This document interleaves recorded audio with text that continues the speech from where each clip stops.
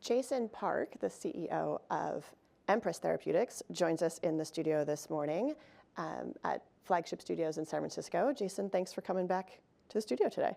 It's a pleasure, Lindy. Great. So, Jason, I have heard you describe Empress as the Google Translate of genetics to chemistry. Tell me a little bit more about what that means. Well, to me, one of the domains where AI has really been shown to work quite well is in the interpretation and the manipulation of language and code. And one of the basic facts is the most important molecules to human life are encoded in the code of life, DNA. DNA encodes RNA, encodes proteins. Empress is one of the first companies to really extend that to the world of chemistry. And so you can sort of think of us as the Google Translate or the Empress Translate of genes equals chemistry. Neat.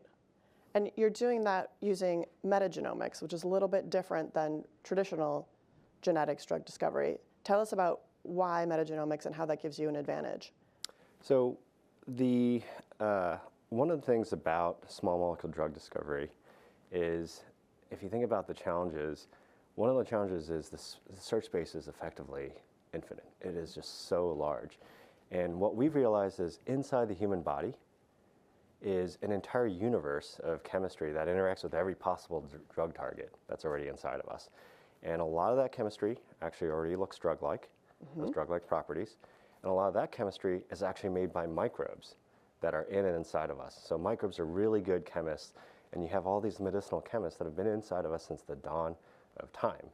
And what we've been able to figure out is that because they're synthesized by microbes, that means there's actually a genetic basis. You can look for the genes that encode those chemistries inside the metagenome. And so that is what the metagenome is. It is the entirety of all the genes inside the human body. And it turns out there's actually 170 million genes inside the human body. And we've been able to find drug-like compounds from that. And that's where you're taking the translation piece from those genes into chemistry. Absolutely, yeah. And to your question, why is that an advantage or why is that different? One of the challenges in small molecule drug discovery are threefold. You have to have a good target. Even if you have a good target, you have to have the right indication. And then you have to overcome toxicity. It's traditionally been a problem. So by looking at chemistry made by microbes that act on human disease targets, we start first with human data. We look at patients. We compare them to healthy individuals. We figure out which compounds are important on a genetic basis. So we know the indication from the start. We know the targets are good because evolution selected them, and we start with compounds that have some basis for thinking about their safety because they've already been inside the human body. So we're overcoming the challenges from the start. So that's what our advantage comes from.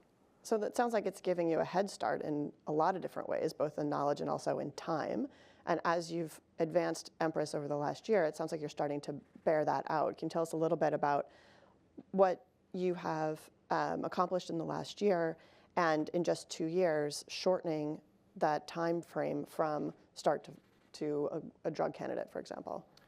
So I'll start with that last point, actually. So with one of our first programs, we went from program initiation, just looking at diseased individuals, comparing them to healthy, to a development candidate in under 2 years.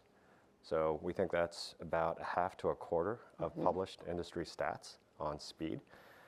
So we have multiple programs, actually. We have 3 first-in-class programs. And again, back to that concept of the basis of, if you start with genetics, you start with patient data, and you start with compounds that have some basis for thinking about their safety, that really should read on future success. And we are seeing that in the preclinical setting. So talk to me a little bit about, you mentioned 3 programs starting to progress towards IND-enabling studies. Tell us a little bit about how that pipeline is shaping up and what timelines you're looking at. So we have 3 first-in-class programs across 3 different autoimmune immunology indications. One of those has already been partnered out. We've applied our platform to multiple broad disease areas. I mean, we're talking about chemistry inside the body against every possible disease target. So we've looked at immunology, we've looked at oncology, we've looked at metabolic disease, we've even looked at neuro and infectious disease.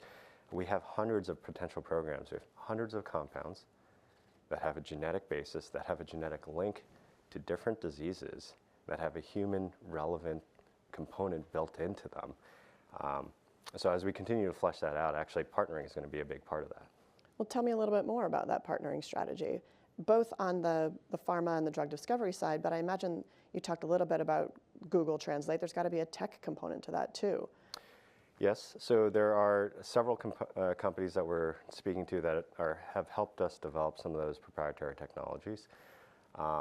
There are partnerships where we've acquired patient data and generated proprietary data sets from clinical samples.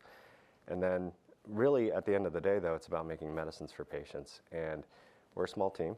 We're still under 50 people, and we have hundreds of potential programs. So obviously working with partners is going to be critical to getting medicines to patients faster. So, Jason, as you've progressed your programs this year, I've heard you say you are seeing 50% success rate in vivo, very clean toxicity profiles. What do you attribute that success to? Well, it goes back to that starting idea of what are the challenges when you're trying to discover and develop a small molecule drug. And historically, it's been, do you have a good target? Are you developing it in the right indication? And can you overcome tox? And for us, again, by starting with patient data, comparing individuals with a specific clinical phenotype or disease to healthy individuals, and using genetics to figure out what programs to work on, that is translating to good targets, and we know the indication from the start. And by working with compounds, again, that are made by microbes, synthesized by, actually encoded in their genes and synthesized inside the human body, there's a reason to believe in inherent safety, or at least compatibility with humans. So that ultimately will translate to clinical success. And as you pointed out, we are seeing this in the preclinical setting. When we've gone into disease models, informed by the patients, we're seeing 50% of the time bioactive compounds with exceptional clean and tox profiles, clean safety profiles and tox profiles. So that gives us a lot of confidence that what we're seeing is going to translate. It's very exciting, Jason. It sounds like you truly are translating ideas into potential products. Sounds like an exciting year ahead. Absolutely. We're looking forward to it. Great. Thanks, Jason.